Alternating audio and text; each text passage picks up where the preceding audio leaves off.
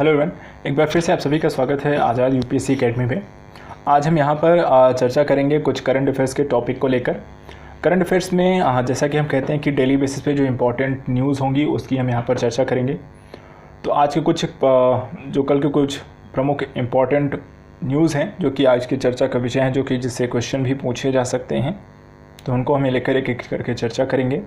यहाँ पर प्रश्नों को दोनों तरीके से हम देखते हैं, अर्थात मुख्य परीक्षा के संदर्भ से और साथ साथ प्री के संदर्भ से क्या क्वेश्चन पूछे जा सकते हैं तो उनको भी देखेंगे। तो चलिए आज का पहला टॉपिक लेते हैं।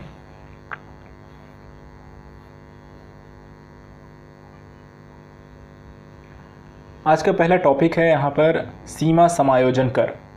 सीमा समायोजन क्या है। हाल ही में अभी उद्योग मंडल जो पीएचडी जैसे कि चैम्बर्स ऑफ कॉमर्स जिसको हम जानते हैं, इन्होंने अभी हाल ही में आयोजित कार्यक्रम नीति आयोग के सदस्य वीके सारस्वत के द्वारा घरेलू उद्योग को एक समान स्तर प्रदान करने के लिए आयात पर सीमा समायोजन कर लगाने का समर्थन किया गया। तो मुख्यतः यहाँ पर जो भी वस्तुएं जो बाहर से आती हैं भारत में, उनके लिए यहाँ पर बोला गया है कि घरेलू उद्योगों को एक समान स्तर प्रदान करने के लिए आयात पर जो बाहर से वस्तुएं आती हैं उन पर सीमा समायोजन कर लगाया जाएगा। ठीक है, तो किस पर लगेगा? आयातित वस्तुओं पर लगेगा। किस लिए लगाया जाएगा? घरेलू उद्योगों को एक समान स्तर प्रदान करने के लिए। आगे इसमें क्या कहा गया है, इसके समर्थन का कारण क्या है, समर्थन क्यों किया जा रहा है? तो देखिए, सीमा समायोजन कर लगाने का सुझाव यूएसए तथा चीन के मध्य चल रहे व्यापार तनाव को ध्यान में रखते हुए दिया गया है।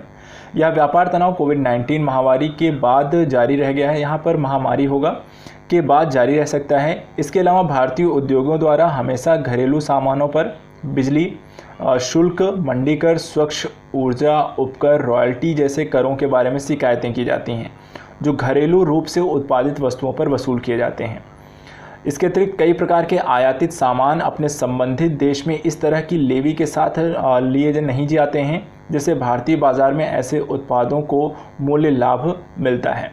तो इस तरीके से देखिए, यहाँ पर दो तीन चीज़ें कही हैं। पहला तो यहाँ पर एक समर्थन का कारण बताया गया कि वर्तमान समय में यूएसए और चीन के मध्य व्यापार चल रहा है, कोविड-19 का एक इम्पैक्ट है। दूसरा, भारतीय उद्योगों पर कई अलग अलग तरीके के शुल्क वसूल कर लिए जाते हैं जिससे वो काफ़ी महंगे हो जाते हैं, जैसे बिजली शुल्क है, मंडी कर है, स्वच्छ ऊर्जा उपकर है, रॉयल्टी कर है। तीसरा यहाँ पर बताया गया कि जो आयातित सामान है उस पर भी लेवी इत्यादि बहुत ज़्यादा चीज़ें नहीं लिए जाते हैं, जिससे भारतीय बाजार में से उत्पादन के मूल्य लाभ मिलता है इन लोगों को। तो यदि वहाँ पर समायोजन कर लगा देंगे तो वहाँ पर एक समानता की स्थिति यहाँ पर प्राप्त हो जाएगी। तो यहाँ पर चलिए देखते हैं कि सीमा समायोजन कर में है क्या क्या चीज़ें। तो देखिए, सीमा समायोजन कर से तात्पर्य ऐसे कर से है जो बंदरगाहों पर आरोपित आयात शुल्क के अलावा आयातित वस्तुओं पर लगाया जाता है। तो बेसिकली जो आपकी कस्टम ड्यूटी लग रही है वो तो वहाँ पर लगेगी जब आप सीमा शुल्क के रूप में प्रवेश करेंगे। इसके अतिरिक्त आपको सीमा समायोजन कर आपकी वस्तुओं पर, आयातित वस्तुओं पर लगाया जाएगा। देश से निर्यात होने वाली वस्तुओं पर आरोपित नहीं किया जाएगा, अर्थात सिर्फ आयातित वस्तुओं पर लगेगा, निर्यातित वस्तुओं पर ये नहीं लगाया जाएगा। इसके अतिरिक्त सीमा समायोजन कर एक राजकोषीय उपाय है जिससे कर के गंतव्य सिद्धांत के अनुसार वस्तुओं या सेवाओं पर लगाया जाता है। तो इसको ध्यान रखिएगा, किस सिद्धांत के अंतर्गत सीमा समायोजन कर लगाया जा रहा है? कर के गंतव्य सिद्धांत के अनुसार इसे लगाया जा रहा है। इसके अतिरिक्त सामान्यतः यह कर अपने क्षेत्राधिकार के उत्पाद वस्तुओं की आपूर्ति करने वाले विदेशी और घरेलू कंपनियों के लिए प्रतिस्पर्धा की समान स्थिति को बढ़ावा देते हैं। तो एक तरीके से कहा जाए, जब सीमा समायोजन कर लग जाएगा तो घरेलू और विदेशी कंपनी दोनों के लिए एक समान प्रतिस्पर्धा हो जाएगी, अर्थात समान वस्तु, अर्थात जो ऐसा नहीं कि बहुत सस्ता हो या बहुत महंगा होगा, वहाँ पर वस्तुएं जब एक समान मूल्य के आधार पर प्रतिस्पर्धा करेंगी तो ये दोनों के लिए अच्छा होगा। तो इस तरीके से ये सारी बातें यहाँ पर समझाई गई हैं। तो सीमा समायोजन कर पहली बात जान लीजिए किस पर लगने वाला है, आयातित वस्तुओं पर लगेगा, जो भी विदेशों से हम मंगा रहे हैं उस पर लगेगा, कर के गंतव्य सिद्धांत के आधार पर लगाया जाएगा और क्षेत्राधिकार के आधार पर उत्पादों की योग्यताओं की आपूर्ति करने के लिए विदेशी और घरेलू कंपनियों के लिए प्रतिस्पर्धा की समान स्थिति को बढ़ावा देगा। तो यहाँ पर विदेशी और घरेलू कंपनियों के लिए प्रतिस्पर्धा की समान स्थिति को भी बढ़ावा देने के लिए लगाया जाए। तो इनको तीनों सिद्धांत को आपको ध्यान में रखना है। अब जब व्यापार की बात की जा रही तो विश्व व्यापार संगठन भी यहाँ पर के भी चर्चा कर लेनी चाहिए। तो विश्व व्यापार संगठन ने देखिए क्या कहा है, विश्व व्यापार संगठन के नियमों एवं मुख्य शर्तों के तहत कुछ विशेष प्रकार के आंतरिक करों के समायोजन की अनुमति है। तो यहाँ पर शर्तें क्या हैं उनको जान लेते हैं। शर्तें क्या हैं? पहला है कि आयात किए जाने वाले घरेलू उत्पाद के सामान पर भी कर लागू होना चाहिए। ठीक है, तो अर्थात जो वस्तु बाहर से आ रही है, भारत सरकार वहाँ पर अपने उन उत्पादों पर, अगर कोई घरेलू कंपनी है उसी वस्तु का उत्पादन कर रही है तो वहाँ पर सरकार उस पर अगर टैक्स लगा रही है, तब उसी वस्तु के अगर कोई विदेशी देशों से, अगर दूसरे देशों से हम आयात कर रहे हैं तो आप वहाँ पर इस तरह का टैक्स लगा सकते हैं। दूसरा क्या है? कर उत्पाद पर लिया जाना चाहिए और यह प्रत्यक्ष नहीं होना चाहिए। तो दूसरी चीज़ देखिए, कर उत्पाद पर लिया जाना चाहिए, तो जो भी प्रोडक्ट है उस पर आप टैक्स लगा सकते हैं, डायरेक्टली यहाँ पर आप टैक्स नहीं लगा सकते हैं। और तीसरा, अनुमत सीमा कर समायोजन को निर्यात पर सब्सिडी नहीं देनी चाहिए। यहाँ सब्सिडी लिखा है, सब्सिडी नहीं होनी चाहिए। तो यहाँ पर सब्सिडी भी आपको वहाँ पर पर्टिकुलर जो भी वस्तु आप दे रहे हैं, मतलब बाहर आप भेज रहे हैं, अगर आप उस पर ये सीमा कर यहाँ पर समायोजन नहीं लगाते हैं तो वहाँ पर आपको ये भी सुनिश्चित करना होगा कि ऐसी वस्तुओं पर आपने सब्सिडी भी ना दी हो। तो ये तीनों चीज़ें अगर आप लगाते हैं, ऐसा है आपकी अर्थव्यवस्था में कर समायोजन की प्रक्रियाओं के अंतर्गत, तो आप विश्व व्यापार संगठन के अनुसार कर समायोजन या समायोजन कर को आप लगा सकते हैं। प्रभाव क्या पड़ेगा इसका? तो देखिए, बड़े पैमाने पर आयात कम होने और निर्यात बढ़ने के साथ एक देश अपने व्यापार घाटे में कटौती कर सकता है। सीधी सी बात है, यदि आप आयातित वस्तुओं पर कर लगाएंगे तो हो सकता है कि वहाँ पर आयात आपका कम हो जाए, अर्थात बाहर से आप मंगाना कम कर दें। और निर्यात पर नहीं लगा रहे हैं तो इससे क्या होगा कि लोग ज़्यादा उत्पादन करेंगे तो उससे निर्यात आपको ज़्यादा हो जाएगा। इससे क्या होगा? आयात कम होगा और निर्यात ज़्यादा होगा तो आपका व्यापार घाटा भी कम हो जाएगा। तो इससे क्या होगा कि विदित हो कि यदि कोई देश कई अन्य विकासशील देशों के लिए एक प्रमुख निर्यात बाजार है तो कर योजना के कार्यान्वयन के कारण उन पर गंभीर प्रतिकूल प्रभाव पड़ेगा। तो एक चीज़ और भी यहाँ पे कहा गया कि यदि कोई देश कई अन्य विकासशील देशों के लिए एक प्रमुख निर्यात बाजार है, कैसा बाजार है? निर्यात बाजार है, तो कर योजना के कार्यान्वयन कारण उस पर गंभीर प्रतिभाव। तो अगर कोई देश लगातार निर्यात करके ही अपनी चीज़ों को, अपनी अर्थव्यवस्था का संचालन कर रहा होगा तो उसके लिए ये थोड़ा सा समस्याप्रद हो सकता है कि आयात शुल्क अगर अधिक लगा दिया गया तो उसके सामान महंगे हो जाएंगे, जिससे उसकी डिमांड कम हो जाएगी और उसकी अर्थव्यवस्था पर एक प्रतिकूल प्रभाव यहाँ पर पड़ेगा। तो हमने यहाँ पर कर समायोजन की प्रक्रिया को देख लिया, कर समायोजन क्या होता है, कर क्या है, किस परिस्थितियों में कैसे लगेगा। दूसरा टॉपिक यहाँ पर है चक्रवात की स्थितियाँ अभी हाल फिलहाल काफ़ी बढ़ी हैं, तो चक्रवाती स्थितियों को चलिए देख लेते हैं। अभी उष्णकटिबंधीय चक्रवात एडवर्ड यहाँ पर फेमस रहा है, तो चलिए जानते हैं ये क्या है। हाल ही में उष्णकटिबंधीय चक्रवात एडवर्ड अमेरिका महाद्वीप से दूर अटलांटिक महासागर की ओर आया है। इसकी रफ्तार 57 किलोमीटर थी और यहाँ पर इसका जो तूफ़ान का केंद्र था वो अमेरिका था, जो मियामी तट है वहाँ पर इसकी रफ्तार 65 किलोमीटर प्रति घंटे हो गई। तो ये तो ठीक है, एडवर्ड है, तूफ़ान है, कितनी स्पीड, ये सब हमें नहीं पूछा जाता है। हाँ, एडवर्ड नाम ध्यान रखिएगा, ये उष्णकटिबंधीय एक चक्रवात था जो कि आपको अमेरिका में आया था, ये ध्यान रखिएगा।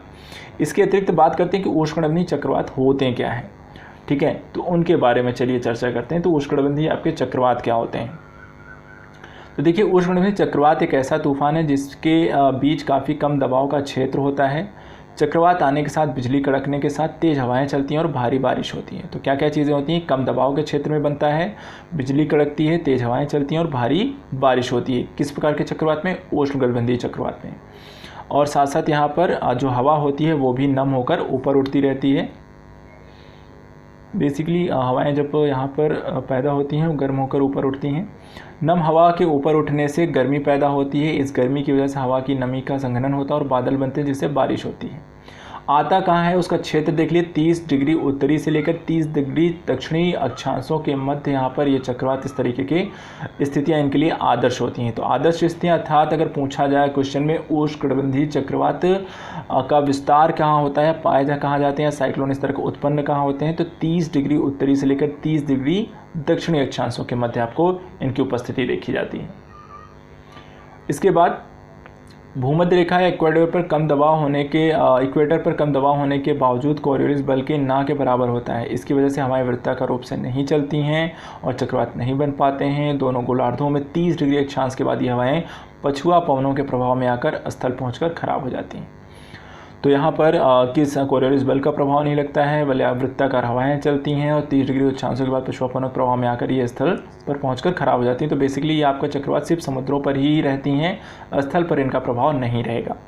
इसके अतिरिक्त आमतौर पर उष्णकटिबंधीय चक्रवात बनने के लिए समुद्री सतह का तापमान 27 डिग्री सेल्सियस से यहाँ पे ज़्यादा होना चाहिए, जिससे कोरियोलिस बल का असर होना चाहिए, ऊपर चलने वाली हवा ना के बराबर हो। तो ये स्थितियाँ तब भी होनी चाहिए। तापमान देखिए समुद्री का वो होता है 27 डिग्री सेल्सियस ज़्यादा हो, कोरियोलिस बल का प्रभाव तभी पड़ता है, और हवा जो होती है वो भी ऊपर नहीं चलनी चाहिए। इसके अतिरिक्त उष्णकटिबंधीय चक्रवात का प्रभाव मुख्य रूप से प्रशांत महासागर, हिंद महासागर, उत्तरी अटलांटिक महासागर के क्षेत्रों पर ज़्यादा रहता है। इस क्षेत्र में आने वाले चक्रवातों को अपने स्थान और तीव्रता के आधार पर अलग अलग नामों से हम यहाँ पर जानते हैं। जैसे कि आपको यहाँ पर हरिकेन होगा, हरिकेन है, टाइफून है, ट्रॉपिकल स्टॉर्मी है, साइक्लोन स्टॉर्म है, साइक्लोनिक स्टॉर्म है, ट्रॉपिकल डिप्रेशन है, साइक्लोन है, इस तरह के नाम हम यहाँ पर अलग अलग क्षेत्रों में जानते हैं। तो उष्णकटिबंधीय चक्रवात का जो प्रभाव है वो देखिए कहाँ कहाँ है आपका, प्रशांत महासागर, हिंद महासागर और उत्तरी अटलांटिक महासागर में। और देखिए यहाँ पर स्थान और तीव्रता के आधार पर इनके नाम भी काफ़ी अलग अलग हैं, तो इनको भी ध्यान रखिएगा। Hurricane, typhoon, tropical stormy, cyclone storm, tropical depression, cyclone Tron, ठीक है, चक्रवात। तो ये सारा हमने यहाँ पर देख लिया चक्रवात को लेकर। बाकी इसको ध्यान रखना है कैसे बनता है, भूगोल में आप वैसे भी इसको पढ़ते हैं। अब एक अगला टॉपिक है यहाँ पर पर्यावरण, वन एवं जलवायु परिवर्तन मंत्रालय के द्वारा हाल ही में कुछ चीज़ों को घोषित किया, कुछ चीज़ों के बारे में चर्चा की गई है। तो उसके आधार पर क्या इन्होंने बोला है, तो देखिए सबसे पहली चीज़ यहाँ पर विकसित देशों को UN और NFCCC के पेरिस समझौते के तहत वित्तीय एवं तकनीकी प्रतिबद्धताओं को अमल करना चाहिए, ऐसा श्री प्रकाश जावड़ेकर के द्वारा बोला गया है। उन्होंने मंत्रिस्तरीय वर्चुअल क्लाइमेट एक्शन बैठक में ग्रीन रिकवरी पर जोर दिया है। तो हाल ही में भी वर्चुअल क्लाइमेट एक्शन को लेकर एक बैठक हुई है, और इस बैठक में यहाँ पर ग्रीन रिकवरी पर जोर देने की बात कही गई है। साथ ही पेरिस समझौते को लेकर वित्तीय एवं तकनीकी प्रतिबद्धताओं पर भी अमल करने की बात कही। जैसे कि हमने कहा था कि पेरिस जलवायु समझौते में जलवायु वित्त की व्यवस्था की गई है, जिसमें वहाँ पर वित्त या तो पैसा आवंटित किया जाएगा या फिर तकनीकी सुविधाएं उपलब्ध कराई जाएं, तो उसको लेकर यहाँ पर बात की गई है। अन्य जो प्रमुख बिंदु हैं उनको भी एक बार देख लेते हैं। जलवायु परिवर्तन के दुष्प्रभावों के खिलाफ कार्रवाई करने के लिए विभिन्न देशों के पर्यावरणीय मंत्रियों की यह बैठक हुई थी। आर्थिक सुधार योजनाओं के क्रियान्वयन पर चर्चा हुई। साथ ही संयुक्त राष्ट्र framework convention on climate change के तहत पेरिस समझौते को पूरी तरह से लागू करना को लेकर भी यहाँ पर चर्चा हुई थी। तो यहाँ पर इन चीज़ों को ध्यान रखिएगा, प्रमुख बिंदुओं को लेकर कई बार आपसे क्वेश्चन पूछता है। इसके अतिरिक्त अगर हम देखें तो यहाँ पर अन्य भी कुछ चीज़ों की चर्चा करते हैं, जैसे कि वैश्विक स्तर पर राजनीतिक प्रतिबद्धता के लिए यूरोपीय संघ, चीन और कनाडा ने इस बैठक की सह अध्यक्षता की। तो यहाँ पर देखिए सह अध्यक्षता किसने की, उनको ध्यान रखना है, यूरोपीय संघ, चीन और कनाडा ने की है। केंद्रीय पर्यावरण मंत्री श्री प्रकाश जावड़ेकर ने भारत का यहाँ पर प्रतिनिधित्व किया है। तो ये आपके प्रमुख बिंदु हो गए यहाँ पर इस बैठक की। बैठक कौन सी थी, वर्चुअल क्लाइमेट एक्शन बैठक, और पेरिस समझौते को यहाँ पर लागू करने को लेकर साथ ही अन्य चीज़ों पर यहाँ पर चर्चा की गई। इसके अतिरिक्त और क्या कहा है, तो और देखिए यहाँ पर उन्होंने कहा कि वित्तीय और तकनीकी सहायता प्रदान किया जाए। 2020 तक $1 ट्रिलियन की मदद का वादा पूरा नहीं किया गया है अभी तक। उम्मीद है कि 2020 के शेष 5 महीनों में विकसित देश राशि एकत्र कर विकासशील देशों तक पहुँचा देंगे। 5 साल में भारत की अक्षय ऊर्जा स्थापित क्षमता में 22% की वृद्धि हुई है। बिजली उत्पादन में गैर जीवाश्म स्रोतों की हिस्सेदारी मार्च 2015 में 30.5% से मई 2020 में 37.7% तक 7% तक हो गई है, और नवीकरणीय ऊर्जा क्षमता का लक्ष्य 450 गीगावाट बढ़ाने की भी उम्मीद है। तो उन्होंने ये आंकड़े प्रस्तुत किए कि भारत को क्या क्या चीज़ें अब तक उसने प्राप्त कर ली हैं। तो अक्षय ऊर्जा में 22% की वहाँ पर वृद्धि उन्होंने स्थापित करने की बात कही अगले 5 साल में।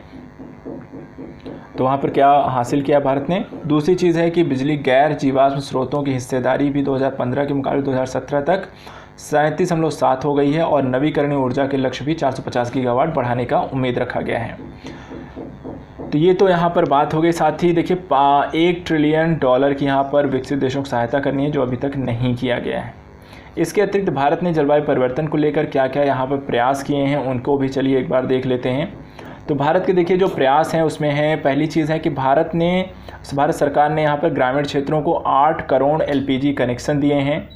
दूसरा, वन और वृक्ष आच्छादन क्षेत्रों में 8,07,276 वर्ग किलोमीटर, जो कुल भौगोलिक क्षेत्र का 14.56% है, वहाँ पर वृक्षावरण और वृक्षाच्छादन किया है। वहाँ पर इतना हमारे पास वन एवं वृक्षावरण क्षेत्र है, जो भारत का कुल क्षेत्र का कितना है 24.56%। इसके अतिरिक्त उजाला योजना के तहत 36 करोड़ से अधिक LED बल्ब का वितरण भी किया गया है। दूसरा पॉइंट है कि देश में 440 रुपये का कोयला उपकर लगाया गया है, जिसे वस्तु एवं सेवा कर में समाहित किया गया है। इसके अतिरिक्त स्मार्ट शहर मिशन के लिए climate smart cities assessment framework 2019 शुरू किया गया है। इसके अतिरिक्त वैश्विक में लगभग 30 देशों के मंत्रियों और बैठक में लगभग 30 देशों के मंत्रियों और प्रतिनिधियों ने भाग लिया। कोरोना महामारी के कारण बैठक जो होती है वर्चुअल तरीके से आयोजित की गई। तो देखिए यहाँ पर कुछ तथ्यों को ध्यान में रखिएगा, जैसे भारत का वृक्षारोपण क्षेत्र कितना है, LPG कनेक्शन में कितना यहाँ पर आवंटित किया गया है उजाला योजना के तहत, और साथ ही यहाँ पर कोयला उपकर जो कि इसमें सम्मिलित किया गया है। तो ये सारी चीज़ों को ध्यान में रखना है। आप इसका जलवायु परिवर्तन को लेकर भारत सरकार के प्रयासों के तहत अगर कोई क्वेश्चन बनता है वहाँ पर कि जिसमें पूछा जाए कि जलवायु परिवर्तन या ग्लोबल वार्मिंग को लेकर या भारत सरकार ने क्या क्या प्रयास अब तक किए हैं, तो इन प्रयासों को आप वहाँ पर ज़रूर लिख सकते हैं। तो ये काफ़ी इंपॉर्टेंट आपको रखना है, इसको ध्यान में रखिएगा।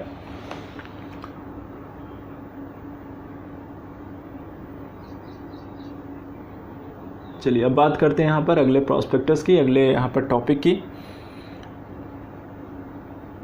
अगला देखिए यहाँ पे जो टॉपिक है ये रक्षा मंत्रालय से यहाँ पर रिलेटेड है। बाकी यहाँ पर बैठक का आपका यहाँ पर उद्देश्य आपका बात करता है। बैठक के उद्देश्य में जलवायु परिवर्तन से निपटने की दिशा में सामूहिक कार्यवाही की प्रगति को भी सुनिश्चित करने की बात करता है। तो उद्देश्य यहाँ पर यह था कि जलवायु परिवर्तन से हम कैसे निपट सकते हैं। अब चलिए बात करते हैं यहाँ पर एक अगला टॉपिक है रक्षा मंत्रालय से रिलेटेड है। रक्षा मंत्रालय से जो रिलेटेड है वो है कि रक्षा मंत्री श्री राजनाथ सिंह जी ने सीमा संबंधी बुनियादी ढांचे की प्रगति की अभी हाल फिलहाल समीक्षा की है, जिसका कारण आपको पता है कि चीन ने जिस तरीके से अभी हाल फिलहाल के समय में गलवान घाटी को लेकर लद्दाख के क्षेत्र में जिस तरीके से उन्होंने अपनी उपस्थिति दर्ज कराई, जिस तरीके से उन्होंने एक झड़प हुई थी भारतीय सैनिकों के मध्य, तो वहाँ पर जिस तरह की आक्रामक नीति उन्होंने की है उसके माध्यम से भारत अब अपनी सीमा में जो बुनियादी जो ढांचे हैं उसको यहाँ पर बेहतर करना चाहता है, और इसके लेकर यहाँ पर अभी एक समीक्षा की गई है। प्रमुख बिंदुओं के तौर पर यदि हम देखें तो यहाँ पर सीमा क्षेत्र के साथ फॉरवर्ड कनेक्टिविटी की समीक्षा की गई है, जिसमें वर्तमान में जारी परियोजनाओं को बढ़ावा दिया जाए, जैसे कि सड़कों, पुलों और सीमा क्षेत्र में सुरंगों का निर्माण किया जाएगा। 2018-19 की तुलना में 2019-20 में 30% अधिक कार्य निष्पादन भी किया गया है, तो इसको भी ध्यान रखना है। इसके अतिरिक्त कोविड-19 के कारण प्रतिबंधों के दौरान कार्य जारी रखा गया है। BRO ने यहाँ पर जम्मू कश्मीर, लद्दाख, हिमाचल प्रदेश, उत्तराखंड, सिक्किम, अरुणाचल में 149 सड़कों पर बर्फ साफ करने का कार्य निष्पादित किया। BRO ने नवीनतम उपकरण और मशीनों को भी इसमें शामिल किया है, जैसे कि प्लास्टिक्स को, जियोरेक्स टाइल्स को, साथ ही मेक इन इंडिया को पहल प्रदान कार्यों में पुलों गार्डन का निर्माण भी किया गया। तो मेक इन इंडिया के तहत यहाँ पर पुलों इत्यादि का यहाँ पर भी निर्माण बड़े स्तर पर किया गया है। तो यहाँ पर बेसिकली इस बैठक का जो उद्देश्य है भारत की जो सीमा संबंधी बुनियादी ढांचे हैं उनकी समीक्षा करके उनके कार्यों को और भी तेज गति प्रदान करना था। तो चलिए यहाँ पर हमने देख लिया कुछ इंपॉर्टेंट पॉइंट को। अब बात करते हैं आपके अंतर्राष्ट्रीय संबंध से रिलेटेड कुछ टॉपिक्स को लेकर। अंतर्राष्ट्रीय संबंध में भी हाल फिलहाल भारत और अफगानिस्तान के मध्य कुछ टॉपिक्स को लेकर यहाँ पर कुछ समझौते किए गए हैं, तो उसी से रिलेटेड है ये। तो देखते हैं यहाँ पर क्या क्या चीज़ें इसमें सम्मिलित की गई हैं। सबसे पहली चीज़ यहाँ पर चर्चा कर रहा है कि भारत अफगानिस्तान के बीच हाल ही में शैक्षिक अवसंरचना के विकास के लिए कितने समझौतों पर हस्ताक्षर किए गए हैं। तो यहाँ पर 5 समझौतों पर भारत और अफगानिस्तान ने एक दूसरे के साथ हस्ताक्षर किए हैं। समझौते किस चीज़ को लेकर हैं तो उसको देख लेते हैं। यह समझौते भारत सरकार, अफगानिस्तान के अर्थव्यवस्था मंत्रालय और अफगानिस्तान के शिक्षा मंत्रालय के बीच किए गए हैं। तो यहाँ से बेसिकली अर्थव्यवस्था और शिक्षा मंत्रालय के द्वारा यहाँ पर जो भी हस्ताक्षर किए गए हैं, हस्ताक्षर करने के लिए यहाँ पर यह समझौते अफगानिस्तान के द्विपक्षीय संबंधों को आगे बढ़ाने के लिए भारत सरकार की प्रतिबद्धताओं के अनुसार ही किए गए हैं। पिछले 2 दशकों में भारत द्वारा अफगानिस्तान में $3 बिलियन की विकास परियोजनाएं शुरू की गई हैं। इन 5 समझौतों का जो मूल्य है वो 2.6 मिलियन है। इस फंड्स का उपयोग पाकिस्तान के 5 प्रांतों में शैक्षिक बुनियादी ढांचे के विकास के लिए किया जाएगा। मूलतः स्कूल कॉलेजेस को लेकर वहाँ पर अब संरचनात्मक तौर पर बैठने इत्यादि को लेकर बच्चों के बोर्ड इत्यादि हो गए, ये सारी चीज़ें यहाँ पर इसमें शैक्षिक बुनियादी ढांचे के अंतर्गत विकसित किए जाएंगे। तो ये 5 क्षेत्रों में अफगानिस्तान के की जाएंगी, तो इनको यहाँ पर आपको ध्यान रखना है। अगली बात यहाँ पर भारतीय अर्थव्यवस्था को लेकर बात करते हैं। तो भारतीय अर्थव्यवस्था के संदर्भ में हाल ही में उड़ीसा राज्य सरकार ने भूमिहीन किसानों को फसल ऋण देने हेतु बलराम योजना शुरू की है। कौन सी योजना शुरू की है? बलराम योजना। किस राज्य ने शुरू की है? उड़ीसा राज्य ने शुरू की है। किसके लिए शुरू की है? भूमिहीन किसानों को फसल ऋण देने के लिए शुरू की है। तो उड़ीसा सरकार ने बलराम योजना यहाँ पर शुरू की है। नई योजना के तहत भूमिहीन कृषकों को संयुक्त देयता समूहों के माध्यम से ऋण मिलेगा। तो संयुक्त देयता समूहों के माध्यम से इन्हें यहाँ पर ऋण मिलेगा। इसके अतिरिक्त क्या है इस योजना में, आइए उसको भी देख लेते हैं। बलराम योजना के तहत सरकार ने अगले 2 वर्षों में 7 लाख भूमिहीन किसानों को कृषि ऋण प्रदान करने का लक्ष्य रखा है। कितने? 7 लाख भूमिहीन किसानों को कृषि ऋण प्रदान करने का लक्ष्य रखा है बलराम योजना के तहत, और अगले 2 सालों में ऐसा करेंगे वो। इसके अतिरिक्त ग्रामीण और छोटे शहरों में कई बैंकों और प्राथमिक कृषि सहकारी समितियों की लगभग 7,000 शाखाएँ कार्यान्वयन में समन्वय करेंगी। तो ग्रामीण और छोटे शहरों में ये योजनाएं संचालित की जाएंगी, और इसके लिए इनके बैंकों और प्राथमिक कृषि सहकारी समितियों अर्थात PACS को भी इसके साथ जोड़ा जाएगा। इनकी लगभग 7,000 शाखाएं इसके लिए कार्य करेंगे। यह योजना national bank for agriculture and सरल डेवलपमेंट के सहयोग से की गई हैं। तो यहाँ पर ध्यान रखिएगा, यह योजना national bank for agriculture and सरल डेवलपमेंट के तहत यहाँ पर की गई हैं। तो ये सारी पॉइंट हमने यहाँ पर देख लिए हैं। अब एट द लास्ट यहाँ पर विविध के संदर्भ में कुछ वन लाइनर हम चलिए देख लेते हैं, और इसके साथ फिर हम टॉपिक को फिनिश करेंगे। तो वन लाइनर के संदर्भ में एक एक करके टॉपिक देखते हैं। पहला है, प्रधानमंत्री नरेंद्र मोदी ने 10 जुलाई 2020 को किस राज्य के रीवा जिले में एशिया के सबसे बड़े और ऊर्जा संयंत्र का यहाँ पर उद्घाटन किया है? तो यहाँ पर ध्यान दीजिएगा, मध्य प्रदेश या जिला मध्य प्रदेश राज्य है, रीवा आपका जिला है मध्य प्रदेश में, जहाँ पर एशिया का सबसे बड़ा और विश्व का दूसरा सबसे बड़ा यहाँ पर ऊर्जा संयंत्र यहाँ पर स्थापित किया गया है। घोषित यहाँ पर इसका उद्घाटन आपको 10 जुलाई 2020 को किया गया। तो इसको इम्पॉर्टेंट फैक्ट है, इसको ध्यान रखिएगा। रीवा जिले में एशिया का सबसे बड़ा यहाँ पर ऊर्जा संयंत्र जहाँ पर स्थापित किया गया है। इसके अतिरिक्त झारखंड सरकार ने कोरोना के कारण प्रतिवर्ष आयोजित होने वाले किस मेले के आयोजन पर रोक लगा दी? तो श्रावणी मेला कहाँ होता है? झारखंड में होता है, और प्रतिवर्ष यहाँ पर आयोजित होता है। लेकिन इस साल झारखंड सरकार ने कोरोना के इफेक्ट के कारण यहाँ पर श्रावणी जो मेला लगता है उसको यहाँ पर उन्होंने प्रतिबंधित कर दिया या समाप्त कर दिया, या इस बार उन्होंने नहीं आयोजित किया है। इसके अतिरिक्त हाल ही में किस भारतीय लेखक को ग्रेट इमिग्रेंट्स 2020 का अवार्ड प्रदान किया गया? तो ये ग्रेट इमिग्रेंट्स अवार्ड मिला है सिद्धार्थ मुखर्जी को। भारतीय लेखक को ग्रेट इमिग्रेंट्स 2020 का अवार्ड दिया गया है सिद्धार्थ मुखर्जी को, इसको ध्यान रखिएगा।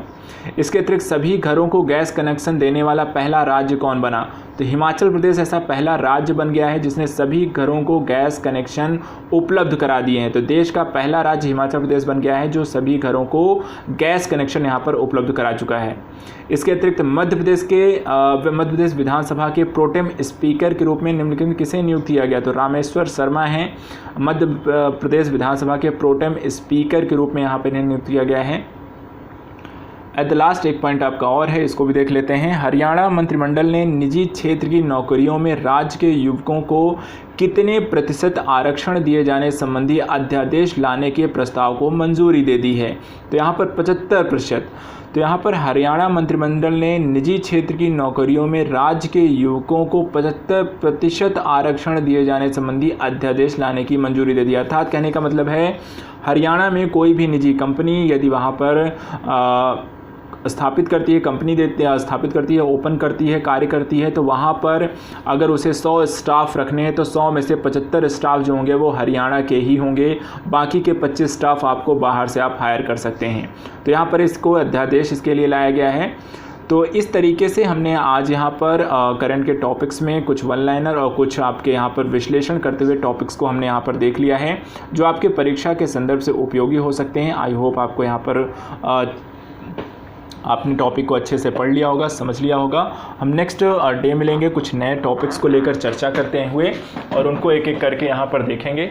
तो आज के लिए इतना ही, मिलते हैं नेक्स्ट डे पे। आप इसको एक बार रिवीजन ज़रूर कर लीजिएगा और अच्छे से स्टडी करिए। Thank you so much.